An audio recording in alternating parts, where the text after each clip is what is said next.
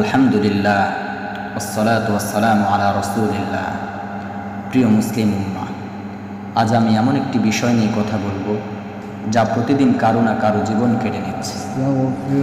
একটি বিষয় যা কেবল একটি জীবন নয়, একটি পরিবার, একটি সমাজ, এমনকি একটি জাতিকেও আঘাত করছে, আর তা হলো আত্মহত্যা। আপনি কি জানেন, হয়তো আপনার পাশের বাড়িতেই কেউ আজ ঘুমাচ্ছে চোখের কোণে অশ্রু নিয়ে। হয়তো আপনারই কোনো বন্ধু, আত্মীয় বা সহপাঠী চুপচাপ মৃত্যুর পরিকল্পনা করছে, অথচ আপনি কিছুই জানেন না।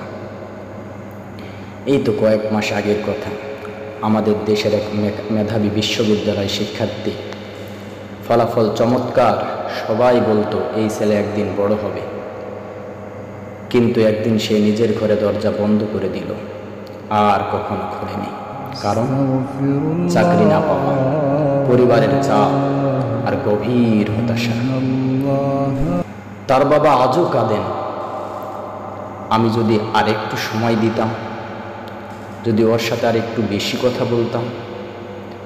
প্রিয় ভাই, একটা জীবন শেষ হয়ে গেল, কিন্তু কি লাভ হলো? সমস্যার সমাধান হলো কি? না, বরং কষ্ট কয়েক গুণ বেড়ে গেল। প্রথমেই আমরা বুঝে নেই, ইসলামে আত্মহত্যা হারাম এবং বড় কবিরা গুনাহ। আল্লাহ রব্বুল ইজ্জত সূরা নিসার 29 নম্বর আয়াতে বলেন, ওয়ালা তাকতুলু আনফুসাকুম ইন্নাল্লাহা কানা বিকুম রহিমা। তোমরা নিজেদের হত্যা করো না, নিশ্চয় আল্লাহ তোমাদের প্রতি দয়ালু। সূরা বাকারা 195 নম্বর আয়াতে আল্লাহ তাআলা বলেন, ওয়ালা তুলকু বিআইদিকুম ইলাত তাহলুকা। নিজেদেরকে ধ্বংসের মুখে নিক্ষেপ করো না।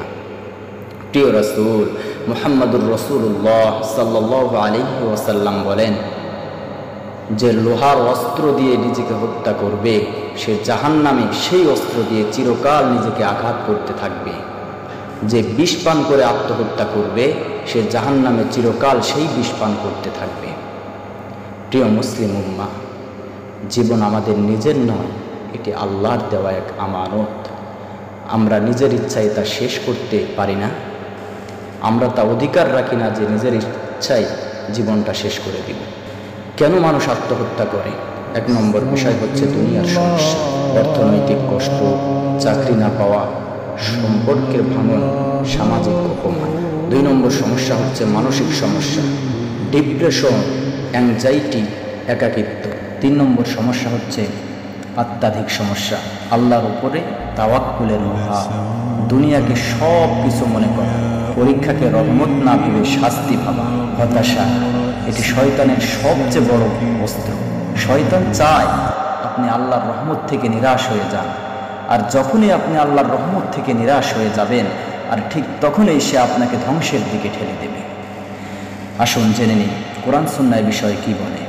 আল্লাহ রব্বুল ইজ্জত সূরা জুমারের 53 নম্বর আয়াতে বলেন, হে আমার বান্দারা, তোমরা আল্লাহর রহমত থেকে নিরাশ হও না।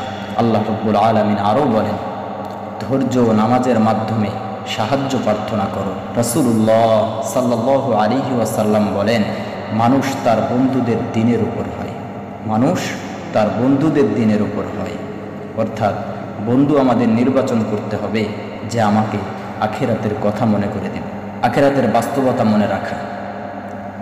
দুনিয়ার কষ্ট সাময়িক, জান্নাত বা জাহান্নাম কিন্তু চিরস্থায়ী। মনে রাখতে হবে এটা আমাদের জন্য। সমাজের করণীয় কি?